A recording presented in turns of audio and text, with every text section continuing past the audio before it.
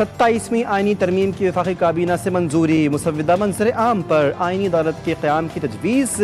जजेस के ट्रांसफ़र को जुडिशल कमीशन के सुपुर्द करने की तजवीज़। हाई कोर्ट के चीफ जस्टिस भी ट्रांसफ़र के अमल का हिस्सा होंगे। वज़ीर क़ानून आज़म नज़ीर तारड़ ने आईनी तरमीमी बिल सेनेट में पेश कर दिया। बिल कायमा कमेटी बराए कानून व इंसाफ के सुपुर्द। वफाकी वज़ीर क़ानून कहते हैं कि संजीदा मामला है, कमेटी में गौर होगा। बैरिस्टर अली ज़फ़र बोले, अपोजिशन लीडर की नशिस्त खाली है, लगता है हुकूमत को बिल पास करवाने की जल्दी है। मुसव्विदे को पढ़े बगैर बहस नहीं हो सकती। सेनेट इजलास के दौरान अपोजिशन अरकान का शोर शराबा।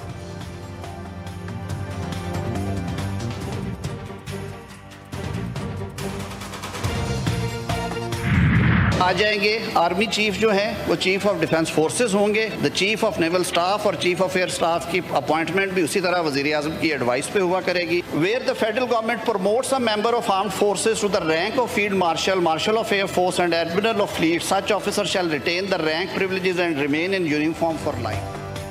73 के आइन में फील्ड मार्शल के ओहदे का जिक्र नहीं था। वज़ीर क़ानून आज़म नज़ीर तारड़ कहते हैं, दुनिया भर में एयर चीफ और नेवल चीफ के लिए भी मुतवाज़ी ओहदे मौजूद हैं, उनका 27वीं तरमीम में जिक्र करना ज़रूरी समझा गया। कौमी हीरोज़ को जो एजाज़ात से नवाजते हैं, ये रैंक के साथ अलामती टाइटल भी होता है। तजवीज़ है कि फील्ड मार्शल का टाइटल ताहयात होना चाहिए। उनकी कमांड मौजूद है, वो इसी तरह रेगुलेट होती रहेगी।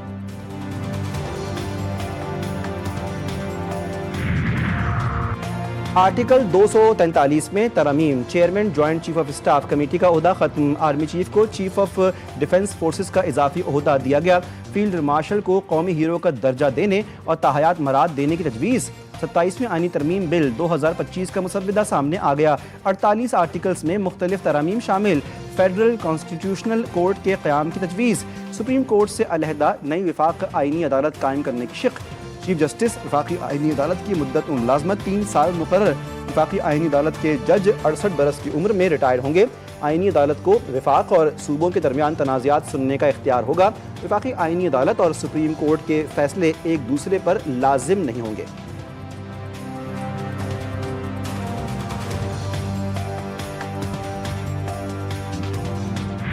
हम इस किस्म की कंस्पिरेसी अगेंस्ट द कॉन्स्टिट्यूशन, साजिश जो हो रही है आइन के खिलाफ, उसका हिस्सा नहीं बनेंगे। इस पार्लियामेंट्री कमेटी जो कि एक रबर स्टैम्प कमेटी है, इसका फिलहाल हम हिस्सा नहीं।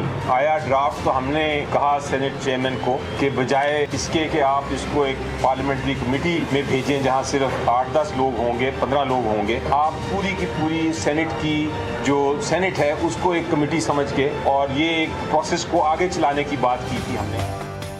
मुजव्वज़ा 27वीं तरमीम मुस्तरद। PTI का कानून और इंसाफ की कायमा कमेटी में भी शिरकत न करने का ऐलान।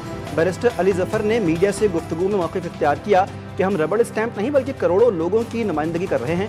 27वीं तरमीम पर बहस के लिए पूरे ऐवान पर मुश्तमिल कमेटी बनाने का मुतालबा भी कर दिया।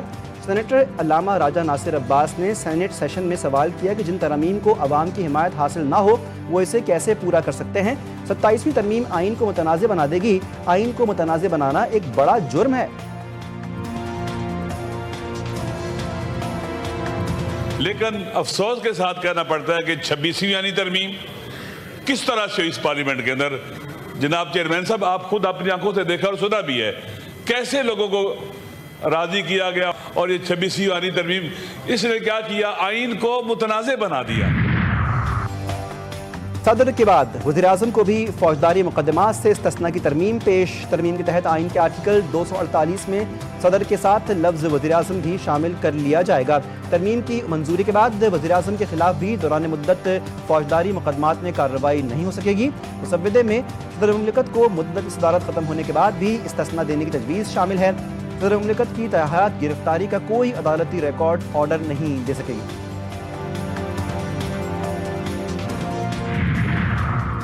सदर जरदारी और बिलावल भुट्टो से सरबरा JUI मौलाना फजलुर रहमान और वज़ीर दाखिला मोहसिन नकवी की मुलाकात। कराची के बिलावल हाउस में होने वाली मुलाकात में 27वीं आईनी तरमीम और मुल्की मजमूई सूरत हाल पर तबादला ख्याल किया गया। मुलाकात के बाद सदर जरदारी मौलाना और मोहसिन नकवी के साथ शादी की तकरीब में शिरकत के लिए रवाना हो गए।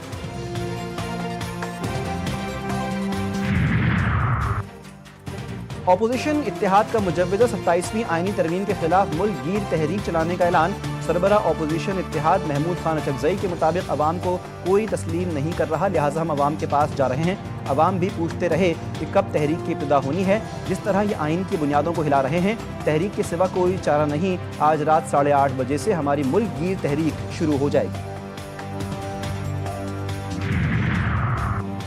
मुल्क के वसी मफाद में 27वीं तरमीम के लिए सब ने मिलकर कोशिश की। वज़ीर-ए-आज़म शहबाज शरीफ ने अपने एक बयान में कहा, आइनी तरमीम पर नवाज शरीफ को एतमाद में लिया, सदर जरदारी को भी एतमाद में लिया गया। बिलावल भुट्टो, खालिद मखदूम सिद्दीकी समेत तमाम जमातों के सरबराहान से मुशावरत की। उन्होंने मुसव्विदे की भरपूर तायीद की। सियासी और मुआशी इस्तेहकाम की बदौलत मुल्क की सिमत दुरुस्त हुई। मुल्क की तरक्की और खुशहाली के लिए सबको मिलकर काम करना होगा।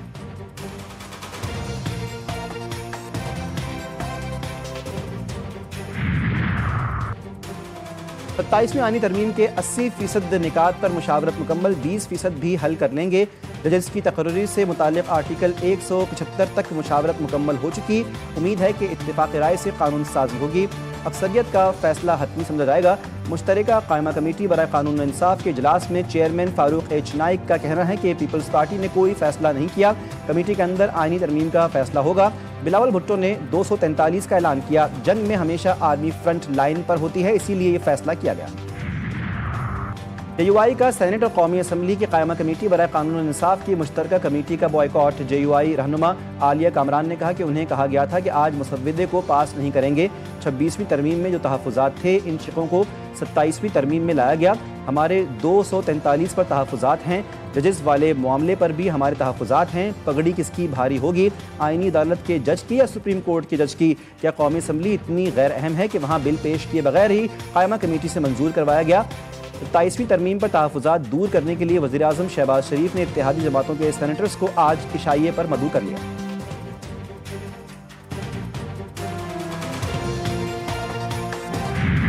वज़ीर-ए-आज़म का दौरा अज़रबैजान। बाकू में यौम फ़तह की तक़रीब में शिरकत। वज़ीर-ए-आज़म शहबाज शरीफ का शानदार इस्तक़बाल।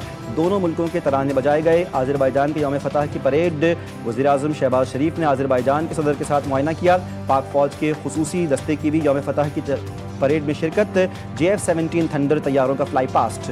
अज़रबैजान के सदर इल्हाम अलीयूफ का खिताब। कहा कि पाकिस्तान और तुर्किया ने जिस तरह साथ दिया, इसको कभी फरामोश नहीं कर सकते। तकरीब से तुर्क सदर का भी खिताब। बोले कि अज़रबैजान की हुकूमत और अवाम को यौम फ़तह की मुबारकबाद देते हैं। वज़ीर-ए-आज़म शहबाज शरीफ की यौम फ़तह की तकरीब में शिरकत पर खुशी हुई।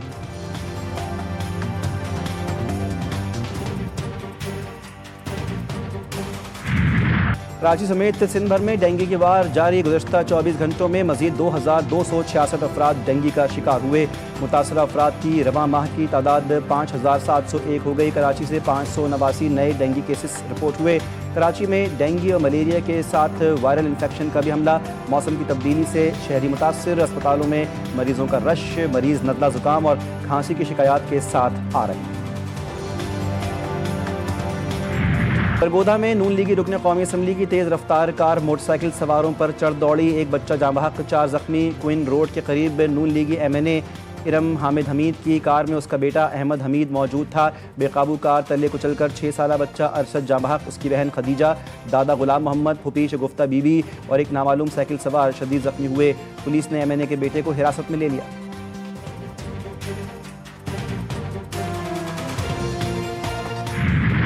गज़ा की अल-अक़सा यूनिवर्सिटी में 2 बरस बाद ग्रेजुएशन की पहली तकरीब। हर तरफ खुशियाँ और मुसर्रतें।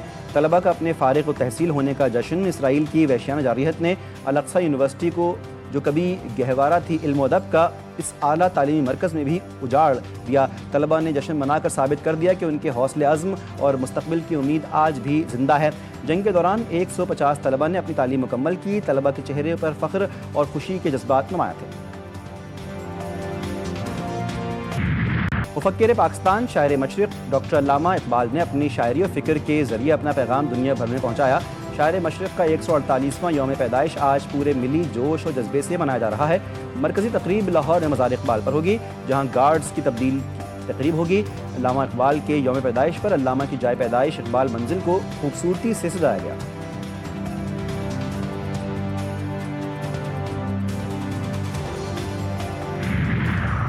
और पाक जनूबी अफ्रीका वनडे सीरीज़, पाकिस्तान की पहली बार जनूबी अफ्रीका को होम ग्राउंड पर वनडे सीरीज़ में शिकस्त। पाकिस्तान ने जनूबी अफ्रीका के खिलाफ तीसरा वनडे और सीरीज़ जीत ली। कौमी टीम फैसलाकुन वनडे में 7 विकेटों से कामयाब होगी।